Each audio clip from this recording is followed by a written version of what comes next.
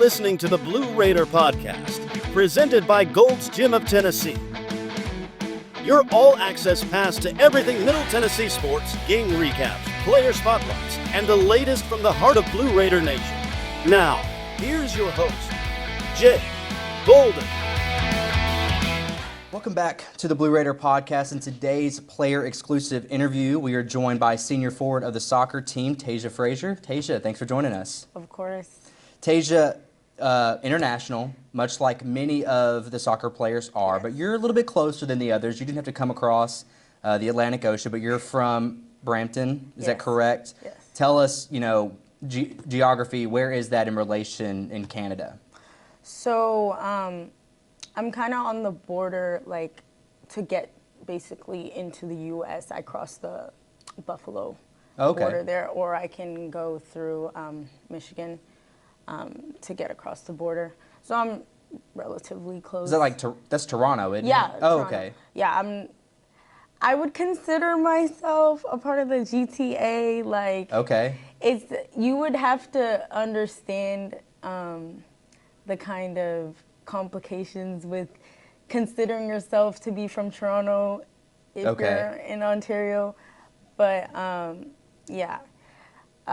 technically I'm from Brampton, but from when I'm here, I say I'm from Toronto. Right. And so people say, where's MTSU? You say Murfreesboro, and they're like, where's that? You say Nashville. Yeah, exactly. It's just by guilty by association. Okay, well, so you're interesting when you talk about soccer because you have some experience on the international stage. I know you say you're from Canada, but I know that you have represented the Jamaican national team. Yeah. I assume you have family that is from, your mom or dad are from Jamaica. What are the ties back to Jamaica? Yeah, so my mom was born in Jamaica, so that's basically where those ties come from. And it wasn't until sort of COVID years where I got kind of recruited for the Jamaican national team, and that was around the first time I ever got to head overseas and go play down there and have my first trials. And boy, was it hot down there. That was some type of heat that I've never experienced. And those trials actually got cut short for CONCACAF because COVID happened. So CONCACAF got cut, everything got cut. We didn't even wind up having the tournament that year because of COVID. And then I wound up getting called back again a couple years later when CONCACAF restarted and everything was kind of up and running post-COVID. And we had a decent running out there. We played Canada, which was interesting, and played the U.S. and Panama out in DR, and another hot place. But it was a very amazing experience to play on the international field. I guess the question goes: how did your family get to Canada? What was that from your mom from Jamaica to Canada? Well, so my mom and my grandmother, when she was young, she was only little when they had come over. But my dad is Métis native, so my dad's side of the family is from Nova Scotia. They've been in Canada forever. They have long ties. So, my mom's been in Canada for a while, Wow, too. okay. Yeah. Well, it's cool that you were able to represent that nationality for your mom on an international stage, if you will. How often, we'll go back to the Canada side of things, being in Murfreesboro, how often are you able to get back to Canada? Does your family are they able to come down here and see you often and play? Yeah, it was nice, especially my freshman year, because, being a freshman, being an international is not easy. The adjustment is quite hard, and it was nice my freshman year. My whole family, my aunt and my sister, my mom and dad, all had come up and surprised me one day when I had come home from classes, and they got to see a couple games since we have that Thursday, Sunday kind of game week, and that was nice. And usually the last couple years they haven't been able to come up too much, but my senior year, my parents have come up quite a bit, which is nice. And I do go back home maybe for American Thanksgiving sometimes, and then obviously Christmas and summer break, I always go home. Okay. And then they'll obviously be up for senior night and I'll have a big showing. A lot of my family will be here. A lot of them who haven't been able to come up at all throughout these 4 years, so that'll be exciting. I'll get to show them around a little bit. Maybe they'll see a little bit of Nashville, which will be nice. So yeah, a lot to look forward to on senior night. Well, the international student side of things is interesting because your team is filled with them. Oh yeah. What is kind of the message you give to those younger players who have made the trip or journey over here now to kind of cope with the struggles of being homesick? You know, with these younger kids, one thing I stress to them, because when you get here, it's tough to remember, because there's so many things going on. It's tough to remember the type of player you are. So I always stress to them, remember who you are as a player, because it can really get lost in, like, you know, you might have a bad day at practice, you might have a bad game, and you start to forget what kind of player you are. And it's easy, you know, to get down on yourself and think, oh my gosh, I'm a bad player. Maybe I'm not meant to be here. You know, maybe I should go back home, whatever the case may be. But remembering who you are and remembering that you're meant to be here is the most important thing. And that's something that's gotten me through, you know, 4 years of being here and pushing through the adversity that comes with being an international college athlete. So, yeah. Do you ever find yourself, like, did you ever go through that point in your playing here, in your playing career here at MTSU, that, like, maybe I'm not cut out for this? Because I'm sure at some point every athlete doubts themselves. How did you fight yourself through those moments? Not only was it having an amazing support system back home, but my faith is a big part of who I am. Like, without having God as my number one support system, I don't know where I would be. And you know, everybody goes through it. Like, I've gone through it, and I haven't been confident in myself because I've always thought that, you know, I was great and I could be great and do great things. But negative thoughts can easily seep in, and personally, God has helped me a lot through these 4 years, and staying strong and believing that He has a plan for me and that I'm meant to be here, and it's on His timing when, you know, when it's gonna happen for me. That's touching. I want to hear from you about this mix on a roster. Yeah. There is 12 upperclassmen and there's 11 freshmen. Yeah. There's quite the divide there. What unique challenges does that present to you as someone who's been a part of this university and program for 4 years, trying to, again, teach these new players, here's how things work, here's how we go to practice, we go to class on time. How are you finding your way through those moments of just trying to be a good leader for those younger players? Yeah, I mean, the younger girls on this team, they've adapted quite well. Like, we haven't had too many problems with that, but you know, it's kind of a thing we're finding your couple of players, like everybody kind of has their couple of young players that they've kind of taken on a sort of mentorship role with and trying to lead them.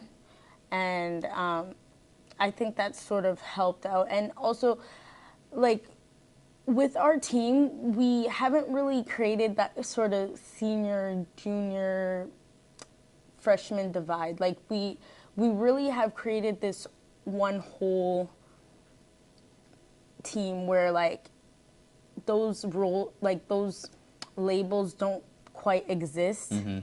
You know, everybody helps out everybody. Everybody holds everybody accountable. Mm-hmm. And I think that truly has helped our team with how divided we are with the age groups. Kind of ignoring those lines has helped everybody to feel a bit more welcomed and created less tension that I feel like could have easily been created had we sort of enforced this seniors over freshmen sort of idea. Who are some of the freshmen that you've kind of taken under your wing? Definitely Maya. She's another Canadian on the team. Yeah, she's another sweet girl. She's actually injured right now, so she's going through a bit of adversity right now. And then another girl, Ivy, she's actually away right now. She's playing on the national team for her country. So we're cheering her on back home right now. So Very cool. Yeah. Well, talk about this group of freshmen, and a lot of them are contributing early for you guys. Who has impressed you the most, and who do you think has a bright future? I'd have to go with Scotty. Out there, she is a beast in the back. Like, I can count on her to run down a player and work hard, and she's just been doing amazing out there. Playing 90 minutes every game as a freshman, no complaints. I mean, she's just been phenomenal out there. And obviously there's room to grow, but from what I've seen so far, she has an amazing future for sure. Conseco Group has been transforming visions into reality since 1987. Known for making the impossible possible, they specialize in pre-construction consulting, construction management, design build, and renovations. With a hands-on, client-focused approach, Conseco Group consistently delivers high-quality results while maximizing investment. Based in Nashville and trusted across Middle Tennessee, their reach spans the entire Southeast. Conseco Group, building excellence one project at a time. Learn more at consecogroup.com or call 615-298-9907. So you talked about the freshman, Scotty, Yeah. starting there for you guys. You've been, I want to ask this question because this is unique to you, and a lot of these players that I'm doing on the player exclusive interviews, it's players that have been here for 4 years. Your sport, and we've had volleyball on, we've had Coach Haves on to kind of talk about this as well. The transfer portal is so, the way Caroline put it was casual. It's very casual for a lot of players, especially in sports like yours where you can just kind of move along. What does, and some people move for their own different reasons, but what was your draw to stay here at MTSU for 4 years? Because certainly, I'm sure those opportunities could come around for you to move on, but you always stayed true blue, if you will. So why have you decided to stay for all 4 years? I think it was more of a thing where the girls that I came in with, we had gone through so much. I mean, our freshman year, we didn't make conference. Our second year, we didn't make conference tournament again. Now, our third year, we came in, and we came in strong, and we made it to the tournament, and we had a good chance. And I think for me, it was more of a thing where if I was going to get a ring, I wanted to do it with the girls I came in here with. And I felt like this team had the potential, and I feel like we do have the potential to get a ring and to go out there and, you know, have an amazing season. And I think we've proven that already so far.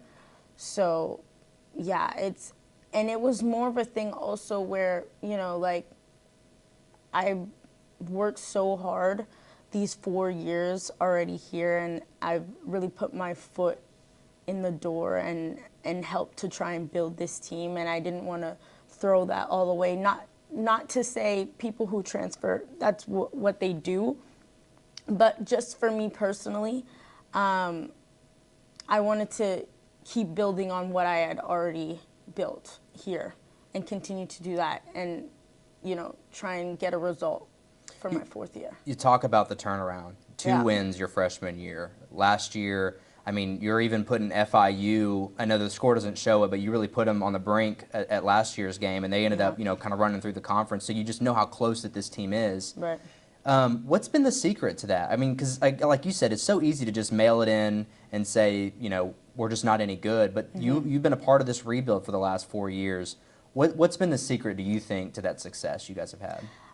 I'd have to say the chemistry between the girls. Like, we've really grown as a team, and our relationships have grown, and we've really just come together. And even just bringing new players in, like, we've gotten so much better at just welcoming people in. And I really couldn't even tell you what our secret is, but it's just like we're very easily, welcoming, and we're just so easy to get along with. And all the new players can attest to this. Like, they came in and it was basically like they've been here forever. Like, we're already family. So that's definitely helped us a lot. And also, when we go out for practice, we work hard every practice. We're sweating every practice. There's not a practice, whether it's a tone down just before the game, we're still out there working hard. We're slide tackling. We're putting in 1,010%, like, because we want it, So, I think also it's definitely the mindset for us. Like, those first couple years, we were definitely defeated, and I think it was a turning point for us where we said, no more. Like, this just can't happen. Something has to change. And so, yeah. You've been a big part of the winning this year. 3 game-winning goals. Is there one that you've kind of looked back at as the most memorable? I definitely have to say that Belmont goal. Okay, yeah. Yeah, that Belmont goal was something that was definitely something, because I had literally been on the sidelines, like, the time was running out, and I was like watching this keeper, and she kept coming out, and I was telling one of my teammates, like, if I go back in this game, I'm gonna shoot the ball from outside that box and get it over her. And that is exactly what I did, and still to this day, I love that goal. Well, it's got to feel good because you lost to them last year. Oh, and you opened the season up with them. You kind of had the opportunity to right those wrongs, and you already feel like the team is progressing up. But the duo of you and Emma up on the front, you guys have been a huge part of the goals this season. What about you two is such a tough duo for other teams to defend? Yeah, I mean, Emma and I both have this hunger, especially up against the back line of any team. We like to win the ball from these defenders, win it up high, and, attack these guys early, get them scared, so that throughout the game they want to just give us the ball, So, and then also we just have, like, I know whenever I cross that ball in, Emma's always in the right place. So that's just another great thing with having her up top there. But yeah, no, we have a great season ahead. I mean, you've seen it in the Vandy game, us up there just hunting down the Vandy team. They didn't know what to do. I mean, and if we can take our good moments in all those other games attacking wise and take our Vandy defense and combine that into a cohesive 90 minutes, like, we're going to be unstoppable throughout the rest of this season. You talk about Emma. Like, when I watch some of your matches, like, she literally is just always at the right place at the right time, and she can come out of nowhere. She's quite the presence out there on the pitch. But I want to get to know a little bit more about Taijah and who she is. You come out of Canada. You were, according to your bio, you were a 4-sport athlete. One thing I do notice about international students is that's pretty common. A lot of people in secondary school, as you call it in Canada, high school here in the States, you play a lot of sports. Yeah. How did you decide that soccer was your sport? Well, I mean, soccer was my main sport. However, in high school, secondary school, I did do track. I did do basketball. I did do volleyball. But, like, soccer was my main sport outside of school. Okay. So it was easy to pick soccer. I mean, the main other sport I did do outside of school was dance. Okay. I still love dance. I actually did dance here at the dance company they have at MTSU last year. I performed with them in their showcase they had here. So I still love dancing, but soccer has definitely been, like, my main passion my whole life. Like, it's always been my number one thing. I wanted to come play D1 in the States. And so, fulfilling dreams through, God has blessed me with so many things, and I'm just so grateful for all these blessings that I've had. And that's another thing with like being here, like just being grateful for everything, because there's just so much to be grateful for, and that's another thing that you can get lost in with, you know, being here, because you can have a bad practice and then you forget, oh my gosh, like, no, it just sucks to be here. But no, you got to remember, like, just being here alone is enough to be grateful for, because there's some kids who don't even get the opportunity to be here. Kids would die just to be in our place. So, yeah. But, yeah, I come from Brampton, and Brampton has so many athletes. Like, when I tell you the amount of professional athletes that have come out of there, Khadijah Buchanan, like, and then you've got a bunch of other athletes just in Ontario, like just so many that have come out of just Brampton alone. And yeah, but my city is definitely athlete heavy. Yeah. So many kids just from Brampton even playing D1 sports out here. So yeah. A lot of pride for your city. I guess Of when you course. talk about dance, sounds like you're still doing it. Yeah. Does do you find a lot of those skills translating from the dance floor to soccer? Slightly. I'd say definitely in my fast footwork. Yeah. Like I don't think if I didn't do dance, I probably wouldn't have the movements that I have now. Probably helps with the cellies too, I'd have to imagine. Probably, but yeah. What genre are you typically? What dance are you doing? Like, you doing like modern? You doing hip hop? What do you like to do?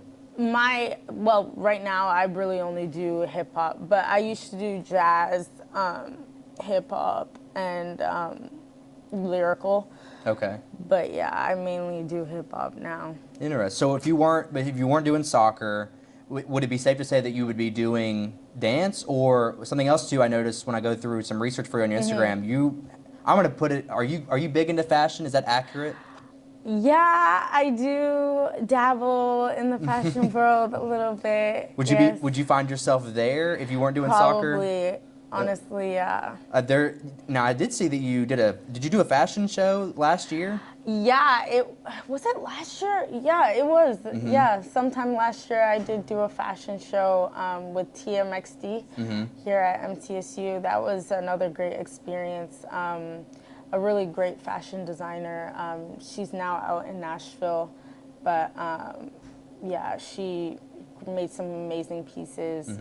And I actually wore my soccer socks in, yeah, it was a part of her like sporty kind of fashion-esque theme she had going on, but yeah. Very cool. Well, that's funny that you just kind of find yourself in the arts. What do you want to do, like when soccer does come to an end for you? What is Taijah going to be doing? Well, I'm actually a pre-law major now, so I aspire to be an attorney, hopefully go into law school sometime after my 4 years. I'm planning to be either a corporate lawyer or possibly criminal justice, although criminal justice does require a lot of time and energy and emotion, so I might just steer away from the criminal side for a little bit. Yeah, there's a lot of extra school that comes up after that. I mean, I guess the question is, are you prepared for that? But in a world where you'd love to get some more playing time, we talked about this before we aired, but if you had to make a case to the NCAA, would you want to stay for a 5th year?